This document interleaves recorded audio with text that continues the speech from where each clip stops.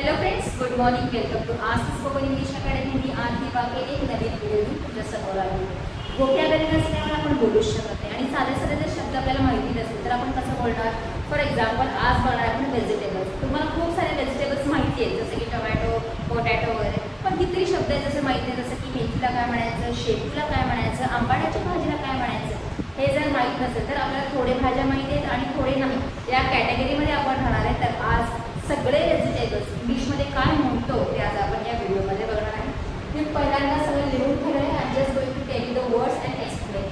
Vegetables म्हणजे भाजीपाला हे आपल्याला सगळ्यांना माहिती आहे. त्याच्यामध्ये पण दोन कॅटेगरी आहेत. The first one is leafy vegetable. Leafy vegetable नावानच कळतं की लीफ, ज्याच्यामध्ये लीव्स आहेत, ज्याच्यामध्ये पाला आहे, म्हणजेच ती झाली हिरवी भाजी किंवा पालेभाजी. फ्रूट व्हेजिटेबल म्हणजे ज्याच्यामध्ये फळ आहे, म्हणजेच फळभाजी. दोन कॅटेगरीमध्ये भाज्या विभागल्या जातात. दोन्ही प्रकारचे आपण बघणार आहे, जसं की बटाटा जे आहे, त्याच्यानंतर वांग जे आहे ते झालं फळभाजी. मग तेच मेथी, शेपू, कोथिंबीर हे झालं लीफी व्हेजिटेबल, म्हणजेच पालेभाजीमध्ये ते मोडले जातात. टोमॅटो सगळ्यांना माहिती आहे, रेड कलरचा असतो. टोमॅटो म्हणजे टमाटा, पण आपण म्हणताना टोमॅटोच म्हणतो. पोटॅटो म्हणजे बटाटा. ब्रिंजल किंवा एग प्लांट, दोन्ही शब्द आहेत. ज्यांना ज्यांना एक नवीन शब्द मिळाला तो सुद्धा तुम्ही काय करायचं आहे, मेन्शन करायचं आहे, लिहून घ्यायचं आहे, लक्षात ठेवायचं. ब्रिंजल सगळ्यांना माहिती आहे, वांगे, ह्यालाच आपण एग प्लांट सुद्धा म्हणतो, वांगे. ऑनियन म्हणजे कांदा. आता कांदा सगळ्यांना माहिती आहे, व्हाईट आणि रेड कांदा, बरोबर आहे. लाल कांदा, पांढरा कांदा, त्याला फक्त रेड अँड व्हाईट लावलं की लाल कांदा, पांढरा कांदा होता, पण याच्यासाठी. पण स्प्रिंग ऑनियन, जसं की कांद्याची जी पात असते त्याला काय म्हटलं जातं, स्प्रिंग ऑनियन म्हटलं जातं. जिंजर, जिंजरला आपण म्हणतो अद्रक किंवा आले किंवा आलं. वेगवेगळ्या गोष्टी आपण आलं आणि आले ही सुद्धा मराठी भाषेमध्ये म्हटलं जातं, पण त्याला म्हटला शब्द आहे अद्रक. गार्लिक म्हणजे लसूण. कितीतरी आपण रेसिपीज बघत असतो, तुम्ही ऐकलं असेल जिंजर गार्लिक पेस्ट, बरोबर आहे. त्याच्यावर तुम्हाला लक्षात आलं असेल की जिंजर आणि गार्लिक म्हणजे अद्रक आणि लसूण. कुकुंबर असं म्हटलं जातं, ऍक्च्युली त्याचा आहे उच्चार क्युकंबर. एक कुकुंबर नाही तर क्युकंबर असं त्याचं काय आहे उच्चार आहे. क्युकंबर म्हणजे काकडी. रॅडिश म्हणजे मुळा. कॅरेट म्हणजे गाजर. टिंडा म्हणजे तोंडले. स्पिनेच सगळ्यांना माहिती आहे की आपण आमच्या लहानपणी तरी एक पोपाय शो म्हणून होता, त्याच्यामध्ये तो पालकची भाजी खाल्ला की त्याच्यामध्ये शक्ती यायची, त्याला आपण म्हणतो स्पिनेच. शेपू खूप जणांना माहित नाही इंग्लिशमध्ये काय म्हणतात, ते ॲक्च्युली आहे डिल लीव्स. डिल लीव्स म्हणजे शेपू किंवा शेपूची भाजी. कॅप्सिकम सगळ्यांना माहिती आहे, कारण आपण पिझ्झा खातो, बर्गर खातो आणि विदाउट कॅप्सिकम किंवा तो डिशेस मिळणार नाही. काही जण त्याला शिमला मिरची म्हणतात, काही जण ढबू मिरची म्हणतात, काही जण त्याला ढोबळी मिरची सुद्धा म्हणतात, कॅप्सिकम. बीटरूट म्हणजे बीट. स्वीट पोटॅटो म्हणजे रताळे. कॅबेज, काही जण त्याला गोबी म्हणतात, ॲक्च्युली त्याला म्हटलं जातं पत्ता गोबी. कॉलीफ्लॉवर म्हणजे फुलगोबी, ज्याला आपण फ्लावर म्हणतो. चिली, चिली म्हणजे मिरची. एक मिरची असेल तर चिली म्हटलं जातं, अनेक असेल तर चिलीज म्हटले जातात. परत ते जर हिरवी मिरची असेल तर ग्रीन चिली झालं आणि लाल मिरची असेल तर रेड चिली झालं. अगेन एकच आहे म्हणून चिली, अनेक असेल तर chillies. Green chillies, red chillies. Drumstick म्हणजे शेवग्याच्या शेंगा. ग्रीन पीस म्हणजे हिरवा वाटाणा किंवा आपण त्याला मटार म्हणतो. लेडीज फिंगर किंवा ओकरा, भेंडीला ओकरा सुद्धा म्हटलं जातं. पंपकिन म्हणजे लाल भोपळा. क्लस्टर बीन्स किंवा गुवार बीन्स, गव्हाचं गुवार असं घेतलं आहे. कितीतरी इंडियन वर्ड जे आहेत ते आता इंग्लिशमध्ये काय करतात वापरले जायला आहे, त्याच्यातच हा एक शब्द आहे गुवार म्हणजेच गवार. रिच गोड म्हणजे दोडके. बिटर गोड म्हणजे कारले. स्मूथ गोड म्हणजे घोसावळे किंवा गिलके. आता इथे सगळीकडे गोड गोड लिहिलेलं आहे, म्हणजे काय जी भाजी अशी हिरव्यामध्ये उभी आहे त्याला म्हटलं जातं.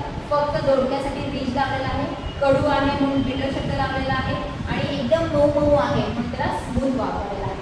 अगेन गोडचा शब्द आहे सर्पंट गोड किंवा स्नेक गोड, म्हणजे लांब लचक सापासारखं असतं म्हणून त्याला पडवळ म्हटलं जातं. मिंट म्हणजे पुदिना, जे मिंट टी घेतलं जातं. त्याच्यानंतर लेमन, लेमन टी तुम्ही ऐकलं असेल, लेमन म्हणजे लिंबू. आरब म्हणजे अळू. एलिफंट फूड म्हणजे सुरण. बीट म्हणजे घेवडा.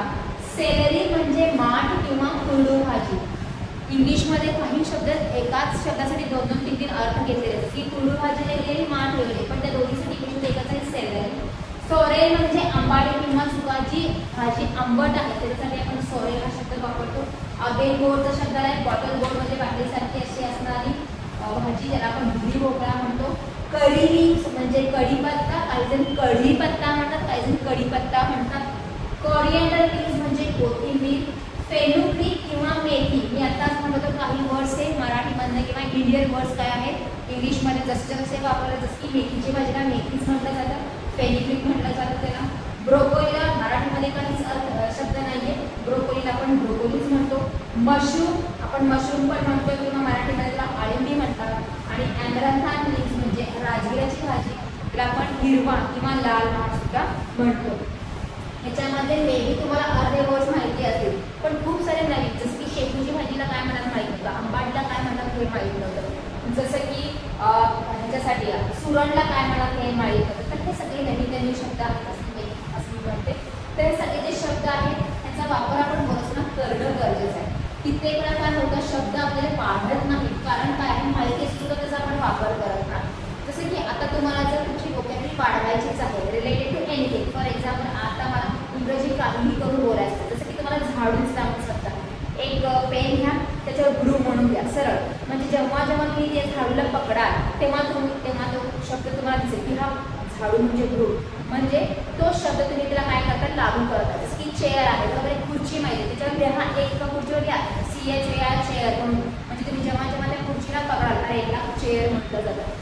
इनिशियल स्टेजवर आपल्याला हे करावंच लागणार आहे, जेणेकरून तुम्हाला इंग्रजी शब्द आहेत कमी पडत आहेत ते तुमची काय व्हायला पाहिजे, वाढायला पाहिजे. So this is for today. आज फक्त आपण भाजी बघितलं, वेगवेगळे वोकॅब्युलरी ऑलरेडी पण बघितलेली आहे, अजून सुद्धा बघणार आहे. काहीही करून कुठेही आपण इंग्रजीमध्ये कमी पडायचं नाहीये. मग ते रिलेटेड टू ग्रामर असेल, रिलेटेड टू सेंटेन्स कन्स्ट्रक्शन असेल आणि रिलेटेड टू वोकॅब्युलरी असेल, प्रत्येक ठिकाणी आपल्याला सगळ्या गोष्टी मिळणं गरजेचं आहे. म्हणून मी सगळे व्हिडिओ तुमच्यासाठी करते. सो जर व्हिडिओ आवडत असतील तर लाईक करा, कमेंट करा की तुम्हाला कोणकोणते व्हिडिओज अजून पाहिजेत, मी काय शिकवायला पाहिजे, कोणत्या गोष्टींवर मी व्हिडिओ करायला पाहिजे असं तुम्हाला वाटत असेल तर कमेंट करा, लाईक करा आणि सबस्क्राईब करा. Thanks for watching.